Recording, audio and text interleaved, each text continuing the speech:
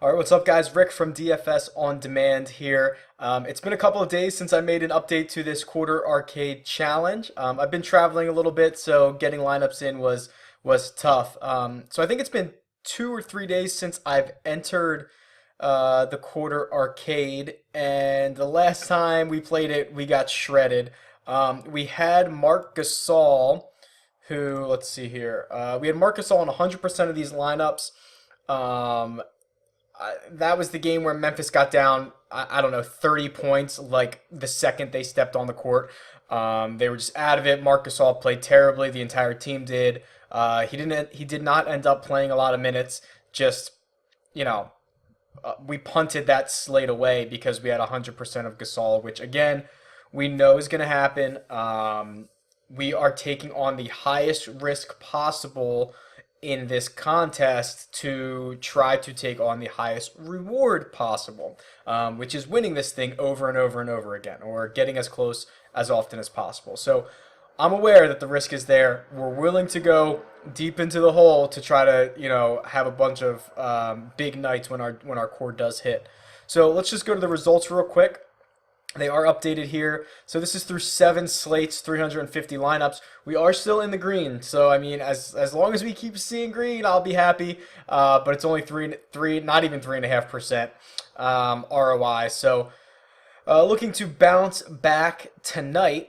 And let's take a look at how our projections appear. Right now it is 3:15 p.m.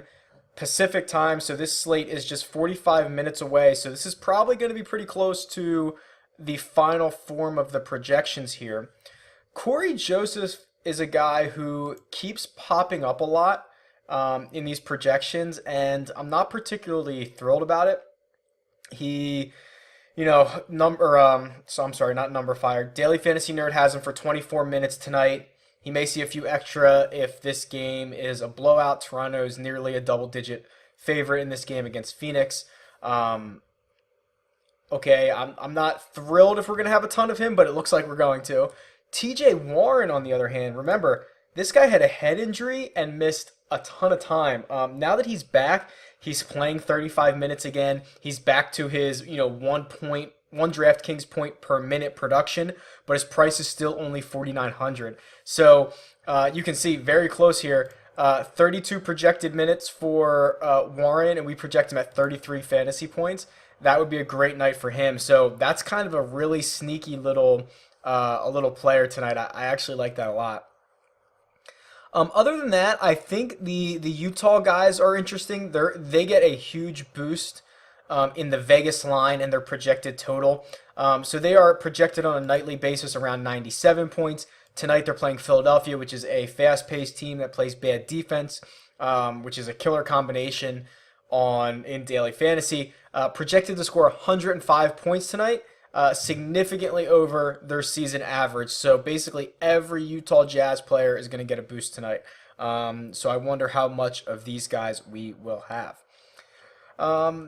For now, that's about it. I will tweet out. I tweet out the exposure every night, so make sure to follow me on Twitter. It's at DFS On Demand. I assume we're going to have a lot of Corey Joseph and TJ Warren. Keep an eye out for who we're actually going to have on Twitter, and then I'll come back and wrap this up with an update after this slate. Okay, see you guys. All right, what's up, guys? Back to discuss how we did last night on Thursday's slate. We cashed for $12.80, which is a 30-cent win. Okay, basically a break-even night, but we'll take it. Kind of a strange night. We got really fortunate in our lineups that Russell Westbrook was ejected because we had 0 of him. But we laid a complete egg with TJ Warren, who we'll talk about in just a second. But let me show you.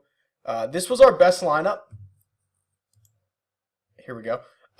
So, we had Kyrie Irving, who was the highest scoring player on the slate. We had Kevin Love, who was the second highest scoring player on the slate. Some decent value from Corey Joseph.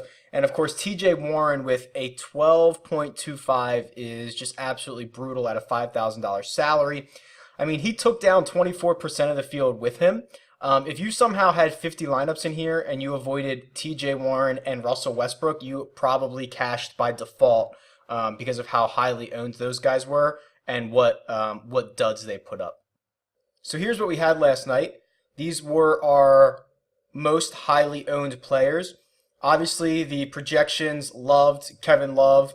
92% of the lineups. He goes for 7 times value at 8,200. Massive night. That's the type of core player that when you lock that guy in and he goes nuts for 7 times value and scores 58 DraftKings points, you're going to cash a lot of lineups.